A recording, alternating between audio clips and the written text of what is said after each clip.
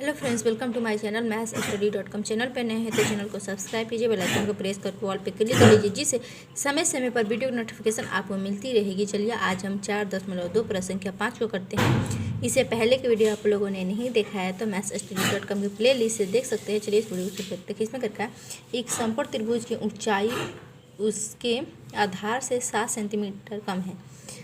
ठीक है, 7 सेंटीमीटर का में यदि कर्ण 13 सेंटीमीटर का हो तो अन्य दो भुजाएं ज्ञात कीजिए। ठीक है, देखिए ये हो गया हमारा समकोण त्रिभुज बना लिया। ये 90 डिग्री कोण है और ये न्यून कोण है। न्यून कोण का ये कोण है।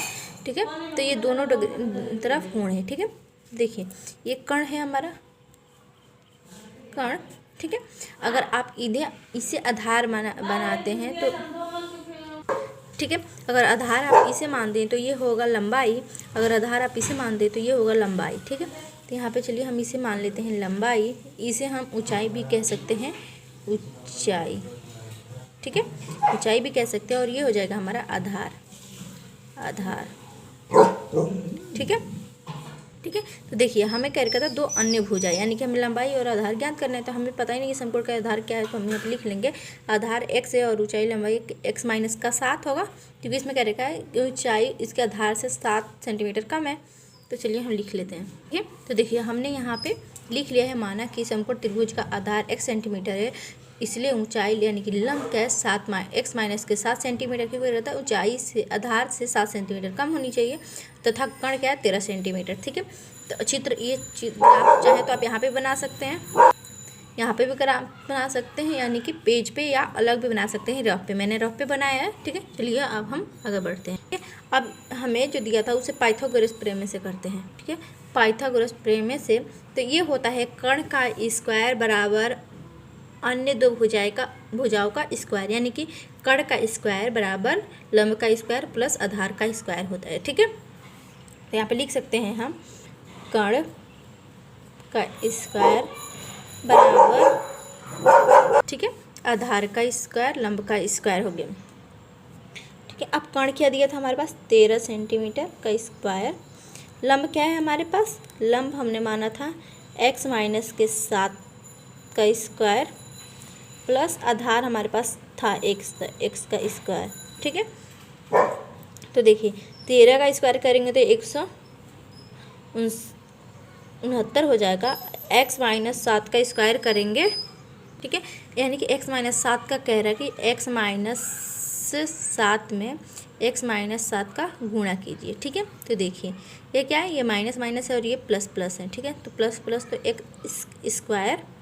ठीक है, माइनस से माइनस लगाएंगे, प्लस माइनस माइनस, तो ये हो जाएगा हमारे पास 7x। ठीक है, तो प्लस माइनस माइनस, तो यहाँ पे भी आएगा 7x और माइनस माइनस प्लस होता है तो 7 होता है 49 हो जाएगा। ठीक है, तो ये होगा x स्क्वायर माइनस के 14x, ये माइनस माइनस प्लस होता है, साइन माइनस का रहता है प्लस 49। ठीक है, तो यहाँ पे ये लिख सकते हैं हम x स्क्वायर माइनस के 14x प्लस के 49 और प्लस के, ठीक है, प्लस के x स्क्वायर। ठीक है, तो देखिए अब हमने ये ले लिया था, अब इधर प्लस में था तो इधर आकर माइनस में हो गया, तो x स्क्वायर प्लस का और x स्क्वायर प्लस का, तो x स्क्वायर हो जाएगा माइनस के 14x प्लस के 49, और जो 169 प्लस में था तो इधर आकर माइनस में हो गया बराबर के 0। ठीक है, तो x माइनस के 2x स्क्वायर माइनस के 14x माइनस का प्लस का 49 और माइनस का 169 में से माइनस किया तो माइनस का, क्योंकि बड़े वाला साइन लगाते हैं हाँ संख्या का, तो माइनस का 120 आगे बराबर। अब ठीक है, अब देखिए 2 से ये भी कट जाएगा, 2 से भी कट जाएगा, 2 से ये भी, यानी कि 2 कॉमन ले लेते हैं हम। तो यहाँ पे बचेगा x स्क्वायर माइनस के 7 दूनी 14, 7x माइनस के 2 छक 12, यानी कि 60 बराबर के 0। ठीक है, तो ये होगा हमारे पास x स्क्वायर माइनस के 7x माइनस के 60 बराबर के 0। ठीक है, अब हमें इसे फैक्टर लेने की बारी है। तो फैक्टर कैसे लेते हैं, यहाँ पे कोई संख्या नहीं है तो यहाँ पे 1 मानकर अंतिम पद में गुणा कर देंगे।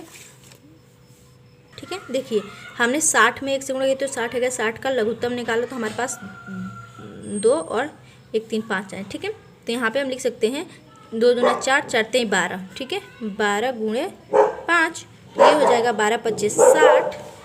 ठीक है।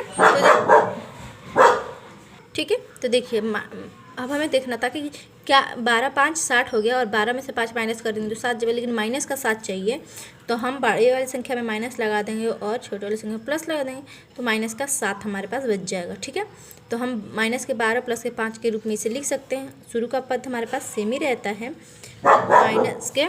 ठीक है, तो हमने यहाँ पे लिख लिया एक्स स्क्वायर माइनस के 12x प्लस के 5x माइनस का 60, अंतिम पद भी सेम लिखते हैं बराबर के 0। ठीक है, अब यहाँ पे हमें लेनी है फैक्टर लेने की बारी, तो एक्स स्क्वायर माइनस के 12x है। ठीक, तो देखिए एक्स यहाँ पे 2x है तो x गुणे एक्स माइनस के 12x माइनस के 12 गुणे एक्स। ठीक है, अब इसमें x क्या कॉमन है बच्चा, इधर क्या माइनस एक्स माइनस है तो माइनस और इधर बचा 12। ठीक है, यहाँ पे लिख सकते हैं हम x कॉमन लेकर x माइनस के 12। ठीक है, यहाँ पे प्लस का 5 लिखकर इधर आ जाएगा x माइनस के 12 इक्वल टू 0। ठीक है, बराबर के 0। ठीक है, क्योंकि हमें अंदर का संख्या हमेशा सेम होनी चाहिए। ठीक है, तो देखिए हमने यहाँ पे ले लिया क्योंकि ये वाला संख्या सेम होनी चाहिए, नहीं तो हमारा सवाल गलत हो जाएगा। ठीक है, तो अब हमने अंदर वाली संख्या को एक बार लिख लिया और एक बार बाहर वाली संख्या को लिख लिया बराबर के 0। ठीक है, तो अब देखिए x माइनस के बराबर के 0, x प्लस के 5 के बराबर के 0। ठीक है, तो x बराबर से पहले माइनस में 12 है तो बराबर के बाद जाकर प्लस में आ जाएगा, और x के प्लस में 5 है तो x के बराबर से पहले जाकर माइनस में 5 जाएगा। तो अतः समकोण त्रिभुज का आधार x था, तो x की कभी भी हम धनात्मक संख्या लेते हैं, यानी कि प्लस का पॉजिटिव। ये 12 है तो x 12 सेंटीमीटर, इसीलिए ऊंचाई लंब है, तो x माइनस के 7 माना था तो x की जगह 12 रखते हैं माइनस के 7। ठीक है, ये 7 है और यहाँ पे 12 में से 7 गया तो बचा 5 सेंटीमीटर। यही हमारा फाइनल आंसर है।